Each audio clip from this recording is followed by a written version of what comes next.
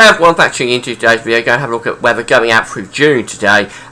Quite an interesting month appears to be emerging. I think we could start off with a little settled weather through the first half of June, but I think as we get towards the middle and last stages of the month, we could see things turning a good deal more unsettled actually. So perhaps a month of two halves, with the first half quite settled, the second half a little bit more unsettled. Now before we go on with the video, I just want to talk about the advertising. There's a video ad sitting just above this weather video here at gazweatherviz.com. Please play the video ad, you'll be supporting gazweatherviz.com by doing that. So we'll start off just looking at the conditions through next week as being forecast by the models this morning.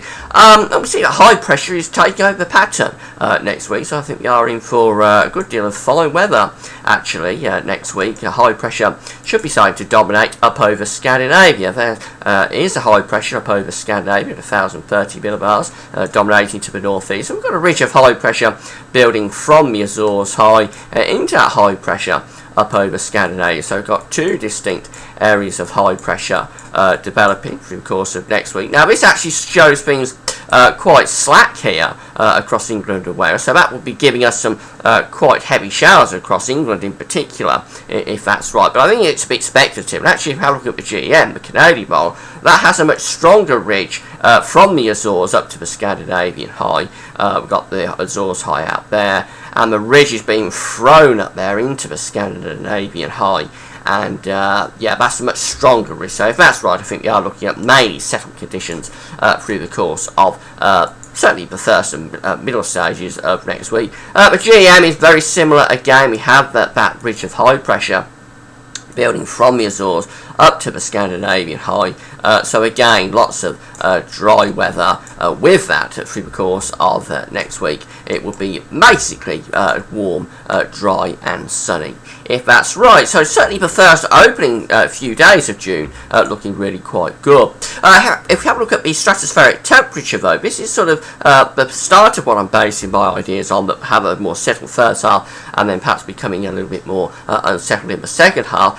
We see that the stratospheric temperatures are currently very warm over the North Pole. This is for 30 HPA, so it's right up in the atmosphere, in the top of the atmosphere over the North Pole. And we see that the black line here is showing that temperatures are really quite warm up over the North Pole. We've been seeing warming in the stratosphere going on over the pole through the course of the spring, really since the start of April, and it's progressed through April and May. And yeah, through May we've had a very warm stratosphere indeed at 30 HPA over the North Pole. Now this isn't that unusual, because we see from the grey line here, but from middle of winter we do get a gradual increase in the stratospheric temperature anyway through the spring and into the summer, topping out somewhere around middle of the summer and then starting to cool once we get through to the latter part of the summer. But this has been a pretty dramatic warm-up really. We start off quite cold with the stratosphere in March, then we have a dramatic warm-up in the stratosphere through the course of April and topping out through the course of May.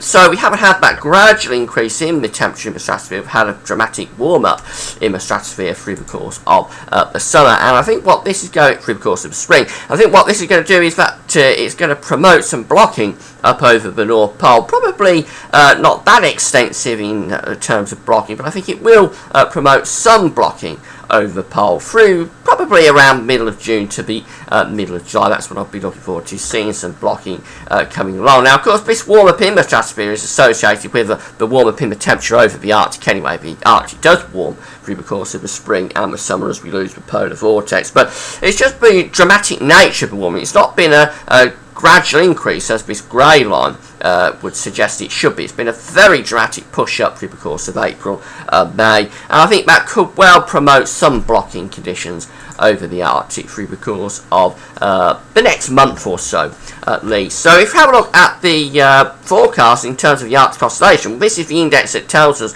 what the state of play is over the Arctic. We can see that actually we're neutral just at the moment. The red line is the red lines here in the ensemble telling us that we're around neutral. We're forecast to stay more or less neutral as we go into the middle and latter stages of June, but I think we will see that Arctic oscillation beginning to dip away probably as we go through June. I'm not convinced we'll keep it at neutral. I think we'll tend to go more negative with that Arctic oscillation, which indicates then, but we've got the block conditions beginning to occur up over the Arctic.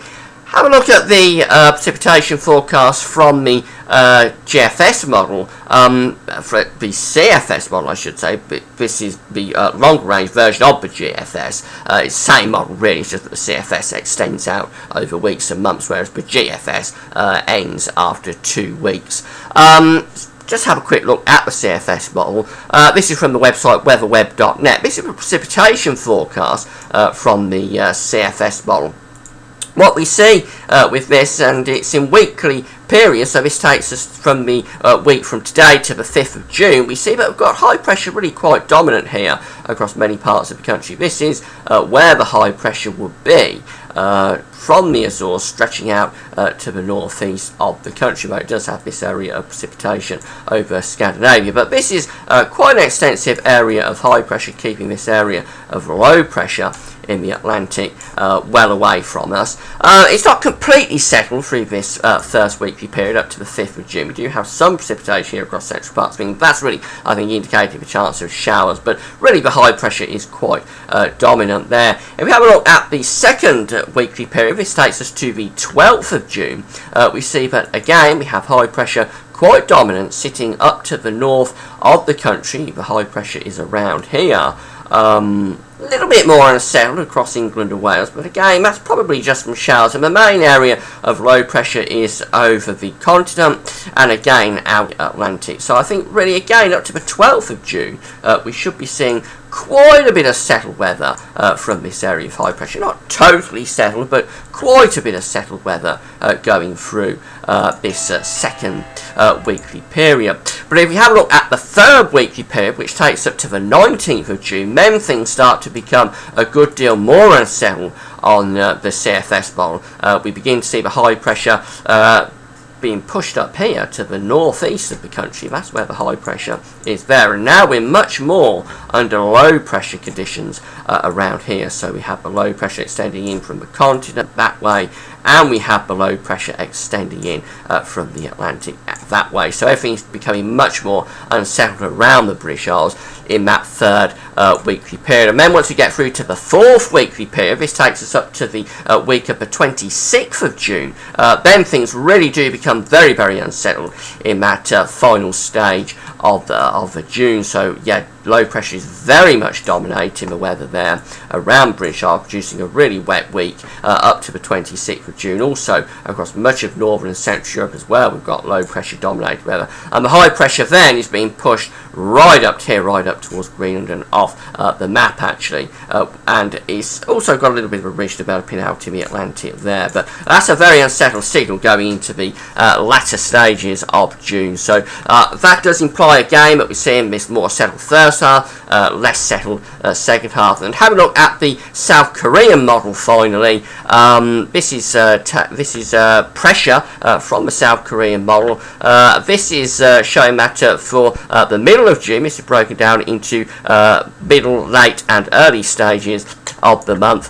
For the middle of June we see that we've got high pressure here, very dominant out around British Isles, up towards the northeast as well, very dominant area of high pressure through the middle of June. But as we get through to the latter stages of June, this takes us to late June, look what happens again. We get a breakdown in the conditions, low pressure becoming much more dominant, indicated by these blue colours through the latter stages of June. Low pressure extending in off the Atlantic and developing around Scandinavia, the blocking being pushed up towards Greenland up there.